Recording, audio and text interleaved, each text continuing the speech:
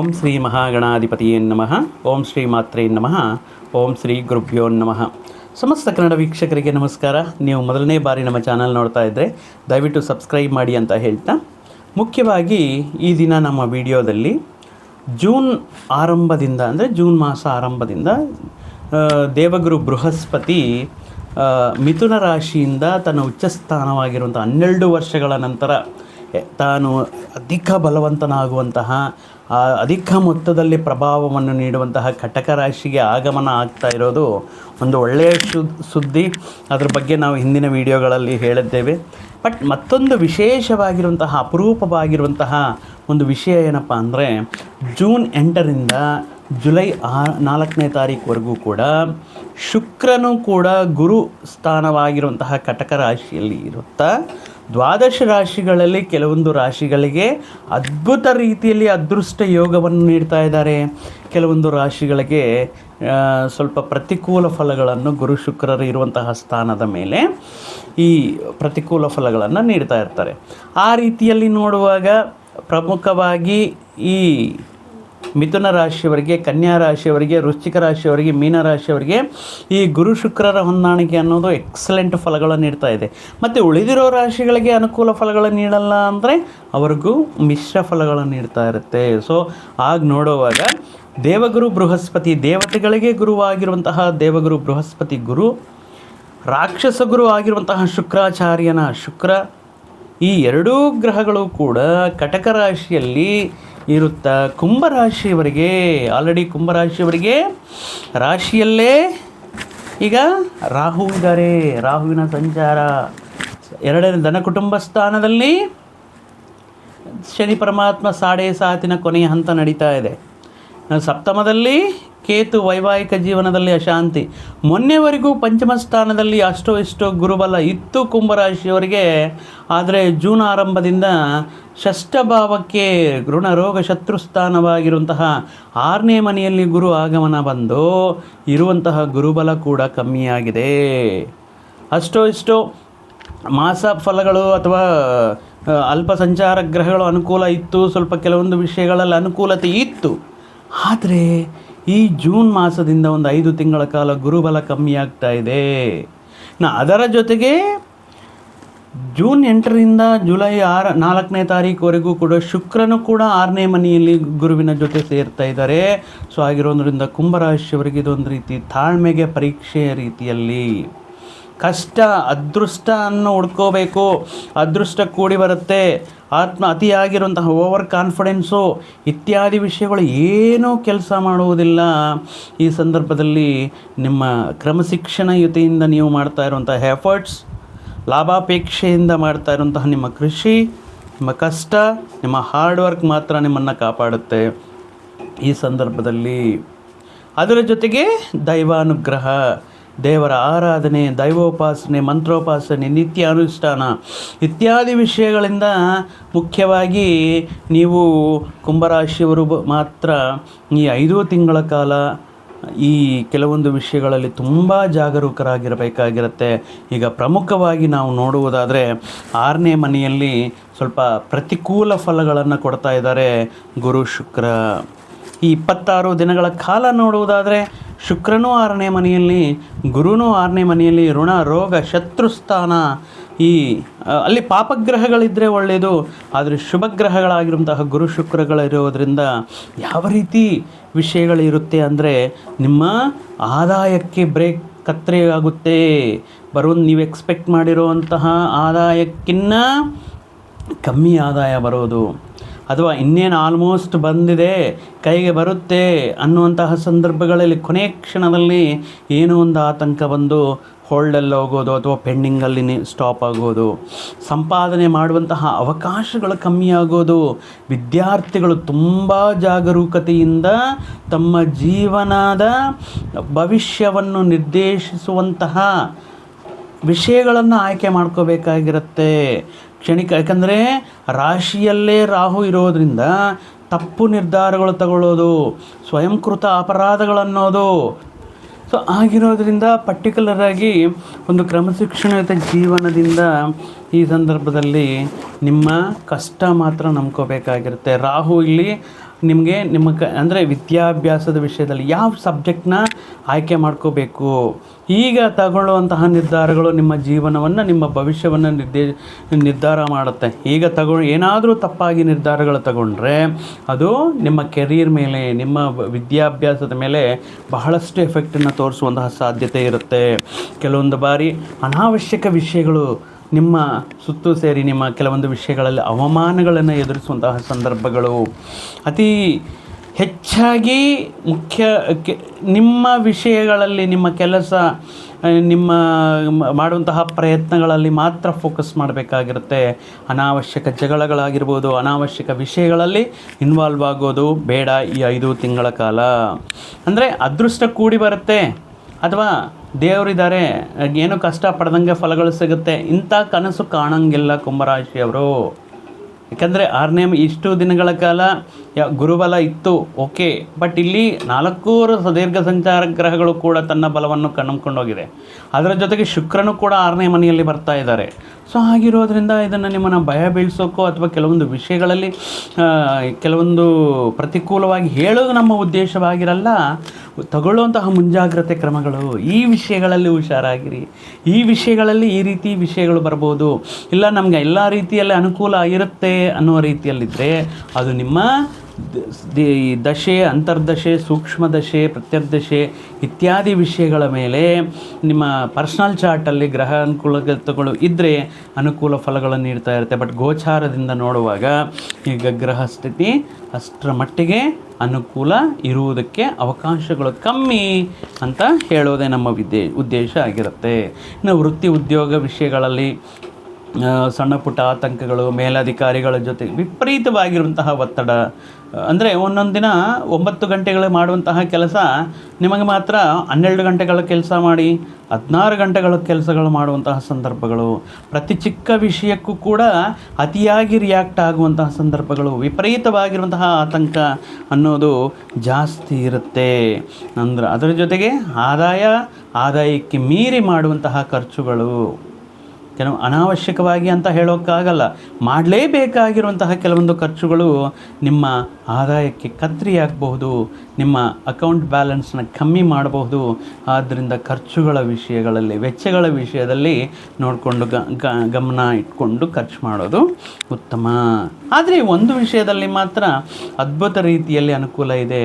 ಏನಪ್ಪ ಅಂತಂದರೂ ವಿದೇಶಿ ಪ್ರಯಾಣಗಳು ಮಾಡಬೇಕು ಅಥವಾ ವಿದೇಶಿಗಳಲ್ಲಿ ಹೋಗಿ ವಿದ್ಯಾ ಉದ್ಯೋಗ ಅವಕಾಶಗಳನ್ನು ಹುಡುಕಬೇಕು.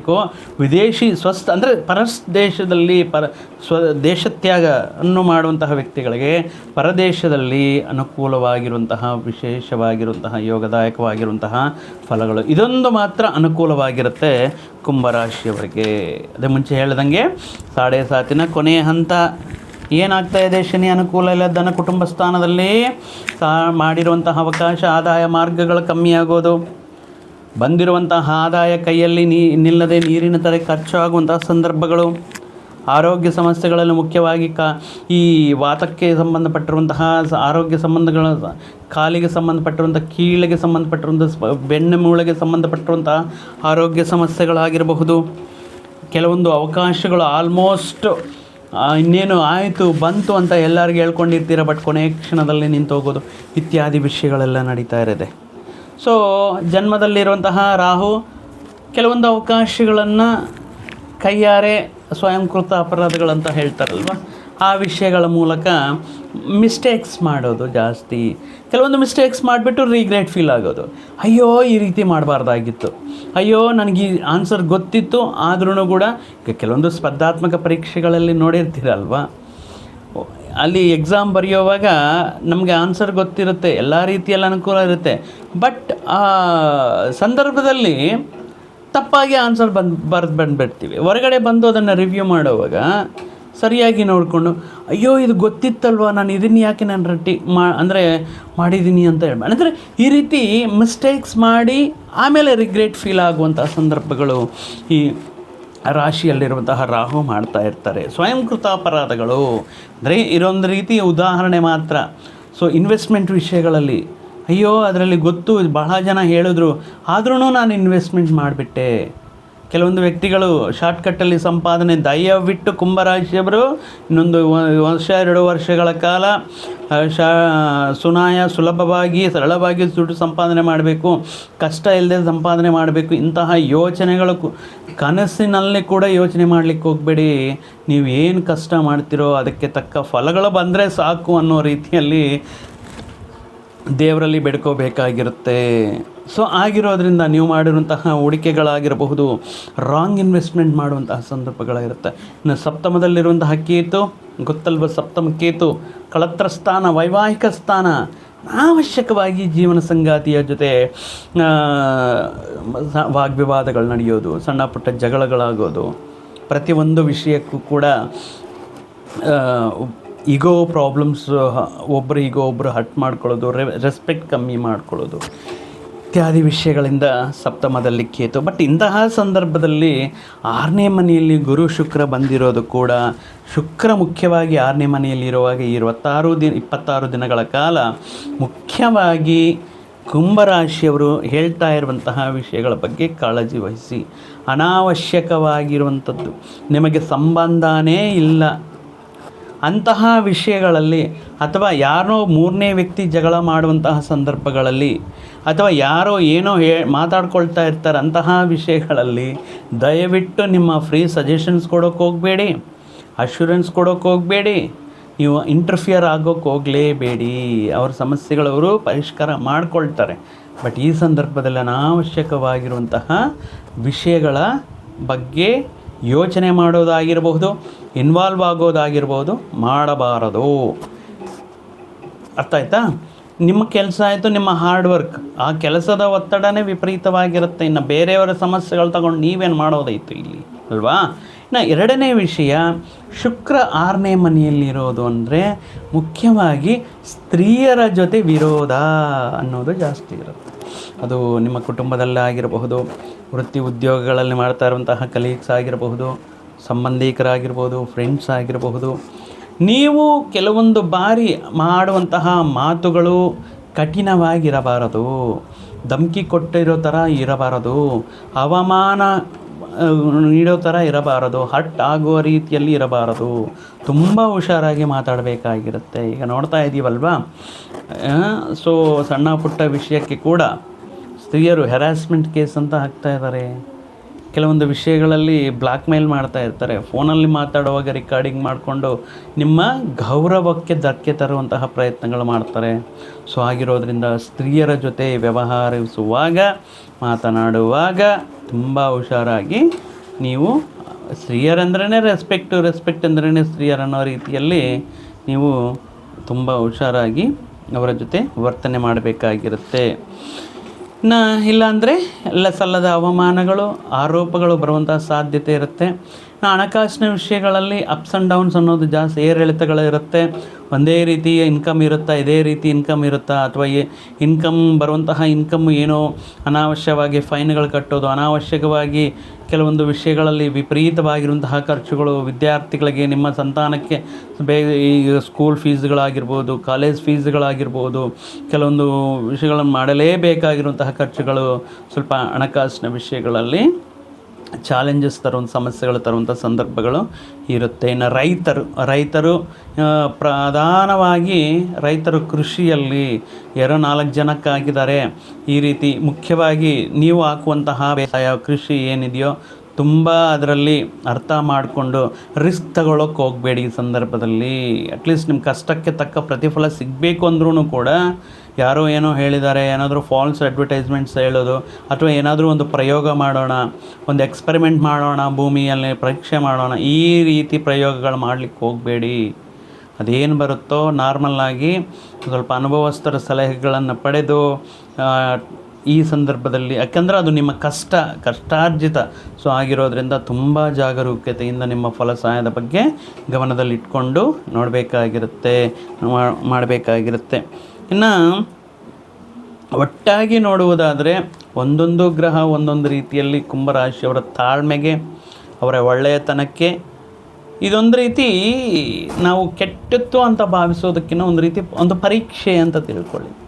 ನಮ್ಮ ತಾಳ್ಮೆಗೆ, ನಮ್ಮಲ್ಲಿರುವಂಥ ಸಾಮರ್ಥ್ಯಕ್ಕೆ, ನಮ್ಮಲ್ಲಿರುವಂತಹ ಒಳ್ಳೆಯತನಕ್ಕೆ, ನಮ್ಮಲ್ಲಿರುವಂತಹ ಒಂದು ಅದ್ಭುತವಾಗಿರುವಂತಹ ಪ್ರತಿಭೆಗೆ ಸಿಕ್ಕಿರುವಂತಹ ಅವಕಾಶ. ಇದರಲ್ಲಿ ನಮ್ಮನ್ನು ನಾವು ಯಾವ ರೀತಿ ಪ್ರೂವ್ ಮಾಡ್ಕೊಳ್ತೀವಿ, ಇದರಲ್ಲಿ ನಾವು ಯಾವ ರೀತಿ ಸಕ್ಸಸ್ ಆಗ್ತೀವಿ ಅಂತ ಒಂದು ಚಾಲೆಂಜಾಗಿ ತಗೊಂಡು ನಿತ್ಯವೂ ಸಾಧ್ಯವಾದರೆ ನೀವು ಆ ಪರಮಶಿವನ ಆಶೀರ್ವಾದ ಮಾಡಿ, ಈಶ್ವರನ ಅಭಿಷೇಕ ಮಾಡಿ, ಸಾಧ್ಯವಾಗುತ್ತಾ ಪಂಚಾಮೃತಾಭಿಷೇಕ ಮಾಡಿಸಿ, ಇಲ್ಲ ತೆಂಗಿನಕಾಯಿ ನೀರು, ಎಳ್ನೀರನ್ನು ಅಭಿಷೇಕ ಮಾಡಿಸಿ, ಹಾಲಿನ ಅಭಿಷೇಕ ಮಾಡಿಸಿ, ಏನೂ ಇಲ್ಲ ಬೋಳಾಶಂಕರ ಸ್ವಲ್ಪ ನೀರಿನಿಂದಾನು ನೀವು ಅಭಿಷೇಕ ಮಾಡಿಕೊಂಡಿರಿ. ಪ್ರತಿ ಸೋಮವಾರ ನಿಷ್ಠೆಯಿಂದ ಮದ್ಯ ಮಾಂಸಗಳನ್ನು ಸೇವನೆ ಮಾಡಬೇಡಿ. ಅನಾಥರಿಗೆ, ಅಭಾಗ್ಯರಿಗೆ ಸಾಧ್ಯವಾದಷ್ಟು ವೈಟ್ ರೈಸ್ ಅನ್ನವನ್ನು ದಾನವಾಗಿ ನೀಡಿ, ಹಸಿವನ್ನು ತೀರಿಸಿ. ಸೊ ಇದಕ್ಕಿನ್ನ ಒಳ್ಳೆಯ ಪುಣ್ಯ ಯಾವುದೂ ಇರೋಲ್ಲ. ಆ ಪರಮೇಶ್ವರನ ಅನುಗ್ರಹ ನಿಮ್ಮಲ್ಲಿ ಈ ಸಂದರ್ಭದಲ್ಲಿ ಯಾವುದೇ ಗ್ರಹದೋಷ, ಯಾವುದೇ ಪ್ರತಿಕೂಲ ಇದ್ರೂ ಕೂಡ ಅದನ್ನು ನಿಮಗೆ ಅನುಕೂಲವಾಗಿ ಮಾಡುವಂತಹ ಶಕ್ತಿ ಆ ತ್ರಿಮೂರ್ತಿಗಳಲ್ಲಿ ಲಯಕಾರಕನಾಗಿರುವಂತಹ ಪರಮೇಶ್ವರ ಶಂಭೋ ಶಂಕರನಿಗಿರುತ್ತೆ. ಸೊ ಆದ್ದರಿಂದ ಆ ಪರಮೇಶ್ವರನ ಕೃಪೆಯಿಂದ ಈ ಕೆಲವೊಂದು ದಿನಗಳಲ್ಲಿ ನೀವು ನಿಮ್ಮ ಕಷ್ಟದಿಂದ, ಆ ದೈವ ಬಲದಿಂದ ಯಶಸ್ವಿಯಾಗಿ ಸುಖ ಸಂತೋಷದಿಂದ ನಿಮ್ಮ ಜೀವನವನ್ನು ಮುಂದಕ್ಕೆ ತಗೊಂಡು ಹೋಗ್ತೀರಾ ಅಂತ ಹೇಳ್ತಾ, ಮತ್ತೊಂದು ವಿಡಿಯೋ ಜೊತೆಗೆ, ಮತ್ತೊಂದು ಆಸಕ್ತಿಕರ ವಿಷಯದ ಜೊತೆಗೆ ನಿಮ್ಮ ಮುಂದೆ ಮತ್ತೆ ಬರ್ತೀನಿ. ಅಲ್ಲಿಯವರೆಗೂ ಸರ್ವೇ ಜನಾಂ ಸುಖಿನೋ ಭವಂತು, ಸಮಸ್ತ ಸನ್ಮಂಗಳಾನಿ ಭವಂತು. ಜೈ ಶ್ರೀರಾಮ್.